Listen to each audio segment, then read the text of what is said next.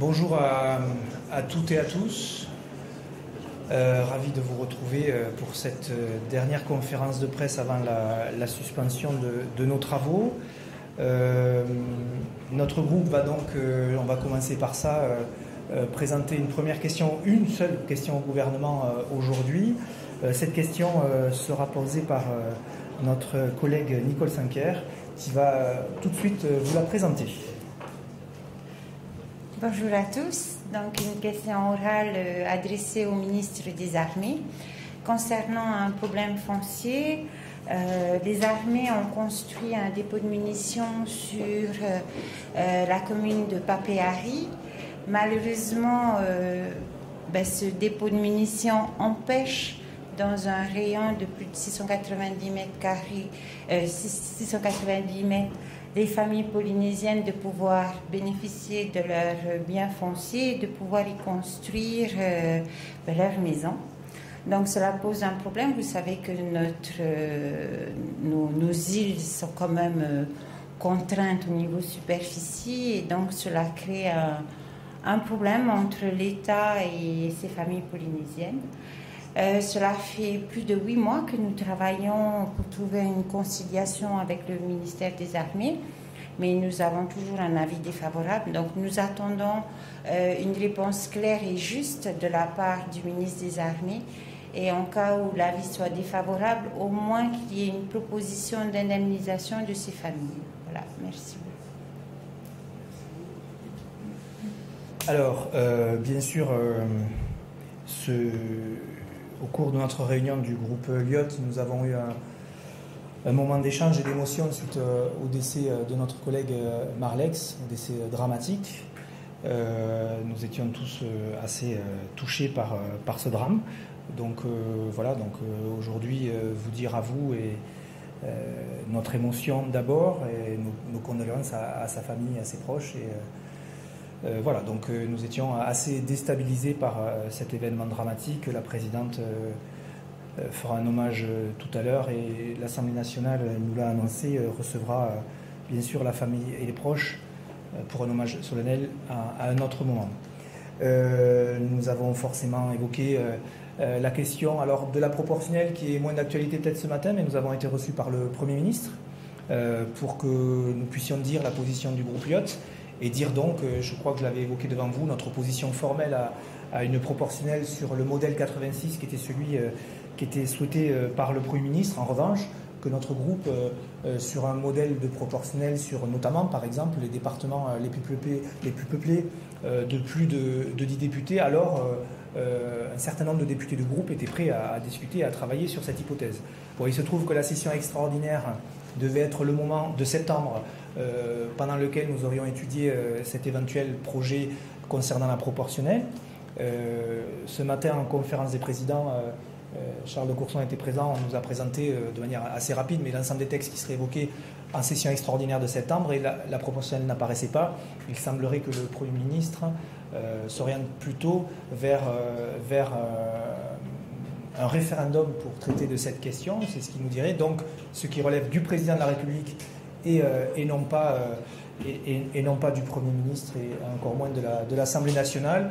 Donc voilà l'état des discussions que nous avons avec le Premier ministre. En tout cas, force est de constater que ce matin, à l'ordre du jour de la session extraordinaire, il n'y avait pas, nous pensions qu'il y serait fort probablement, il n'y avait pas la question de la proportionnelle. Donc c'était un sujet qui était assez important, peut-être pas pour les Françaises et les Français, mais pour celles et ceux qui exercent ici le mandat de député, c'est forcément un sujet important. Donc nous avons pu dire notre avis au Premier ministre, un avis donc qui était nuancé selon le type de proportionnel.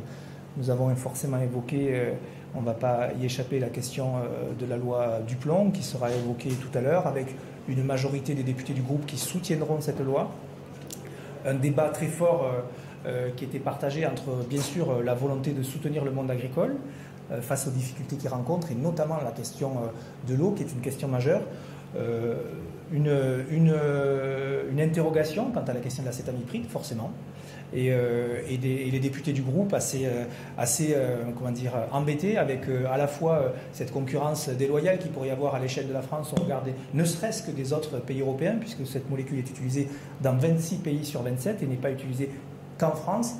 Le fait qu'à l'issue de la CMP, la réintroduction de cette molécule soit faite de manière encadrée avec une autorisation par un organisme scientifique et pas une autorisation politique, que ça soit pour une durée de 3 ans avec une recherche d'alternatives et pour permettre à une filière qui disparaîtrait en l'absence de cette alternative, parce qu'il n'y a pas d'alternative à ce jour technique, à ces conditions très strictes, une majorité de députés vont soutenir, pas tous, certains vont voter contre, d'autres vont s'abstenir, mais en tout cas les députés du groupe Lyot ont été très prudents dans les échanges ce matin. La question des produits phytosanitaires est une question extrêmement sensible. Voilà, après il faut prendre ses responsabilités. La question de l'eau est une question majeure.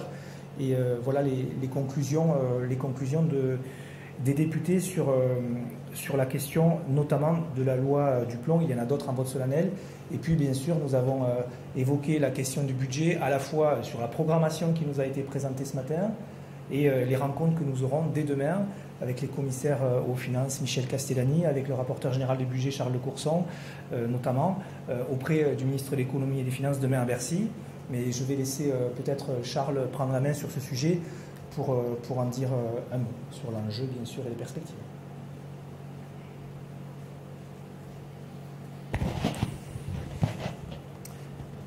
Oui, comme vous le savez, c'est dans une semaine, le 15 juillet, que le Premier ministre va annoncer, semble-t-il, les grandes pistes des 40 milliards d'économies. Tout d'abord, 40 milliards d'économies pour réduire de 5,8 à 5,4, puis de 5,4 à 4,6 le déficit public, 0,1 de PIB, c'est 25 milliards. Donc ça veut dire que le tendanciel est à 15 milliards. Or, tout le monde sait que le tendanciel n'est pas à 15 milliards.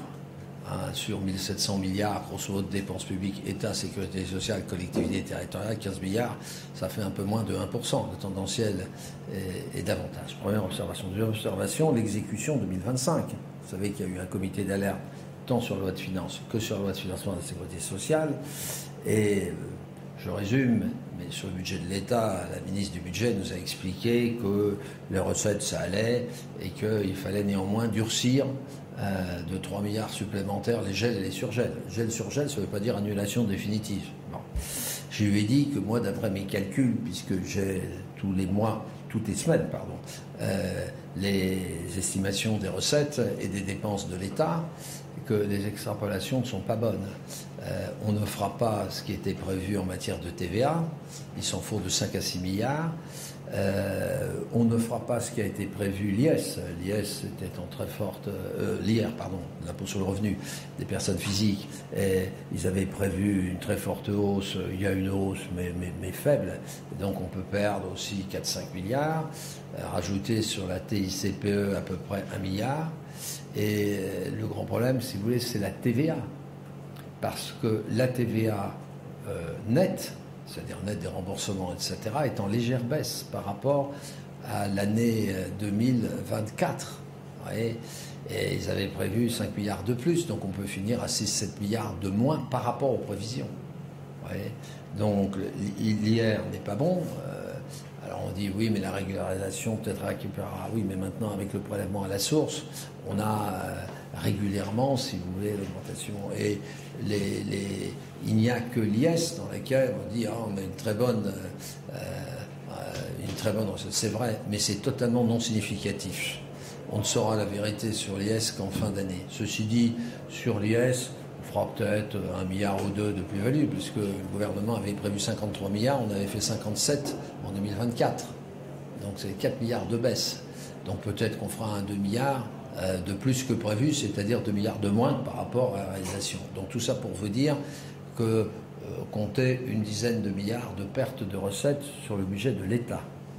Ce qui explique d'ailleurs les durcissements qui continuent, puisqu'on est autour de 3 milliards supplémentaires. On était déjà grosso modo à 5, donc on serait grosso modo à 8 milliards, vous voyez, pour essayer d'éviter le dérapage du budget de l'État. Pour la sécurité sociale, on a des pertes de recettes de l'ordre de 1%. Alors 1% sur CSG, cotisation sociale, ça fait tout de suite 4-5 milliards.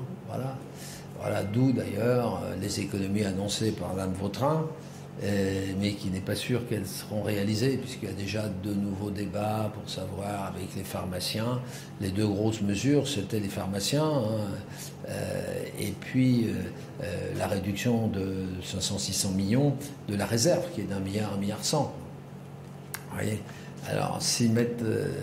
annuler une partie de la réserve, c'est faire des économies, c'est un comptage un peu bizarre. Donc tout ça pour vous dire qu'il y aura un dérapage aussi de, disons, la sécurité sociale, pour faire simple. Restent les collectivités locales. Les premières indications montrent que les dépenses de fonctionnement augmentent un peu plus vite. Mais il faut être très prudent parce que les statistiques sur les collectivités territoriales ne sont pas très fiables. On l'a vu d'ailleurs en 2024, où on avait expliqué 16 milliards de dérapage, on a fini à 6 par rapport à des hypothèses surréalistes, ça veut dire que c'était 1 ou 2 milliards, c'est-à-dire rien. Ouais, c'était pas cela. Bon, ça c'est sur l'exécution 2025. Pourquoi je vous parle de l'exécution 2025 ? Parce que faire le budget 2026 en se calant sur les prévisions, enfin les chiffres de la loi de finances initiale 2025, c'est d'une grande imprudence qui a été faite en 2024, en 2023, qui explique pour partie d'ailleurs les très fortes chutes des recettes entre les prévisions et les réalisations. Je vous rappelle, on était à 7-8 milliards en 2023 et on était à 22 milliards de pertes de recettes par rapport aux prévisions en 2024. Et 2025, moi je les estime actuellement, l'état actuel des informations, autour de 10 milliards. Il n'y a qu'une chose qui crache, c'est la taxe sur l'électricité. Vous savez pourquoi ? Parce que par voie de réglementaire, on augmente très fortement les prélèvements sur les factures d'électricité au fur et à mesure de la baisse du hors-taxe. Bon, ouais, donc on capte en fait une partie des baisses là-dessus. Donc sur 2026, pour le moment, il n'y a que des ballons qui ont été lancés. Le Premier ministre arbitrera tout ça pour le 15. Voilà. Alors on est impatient. Il circule beaucoup de choses. Il circule. Alors l'année blanche. Alors excusez-moi, mais je ne sais pas ce que ça veut dire que l'année blanche. Expliquez-moi ce que ça veut dire une année blanche. Non, ben, c'est pas une année blanche, la stabilisation. L'année blanche, il paraît que ça veut dire qu'on ne fait plus rien. Et grâce à ça, on fait des économies. Ben non. Prenez le bloc retraite et une partie des prestations sociales, ce sont des décisions réglementaires. Voilà. Est-ce que, ou législatives pour les retraites. Si vous désindexez, pour avoir une année blanche, il faut une loi. Je veux dire, vous voyez, qu'est-ce que ça veut dire sur les intérêts de la dette, l'année blanche ? Donc, quand on me pose la question, êtes-vous pour l'année blanche ou pas ? Je dis, commencez par me dire ce qu'est l'année blanche et je vous dirai si je suis pour, contre ou à telle position. Voilà. Pas de questions particulières ? On va le prendre le temps. Non ? Pas de questions ?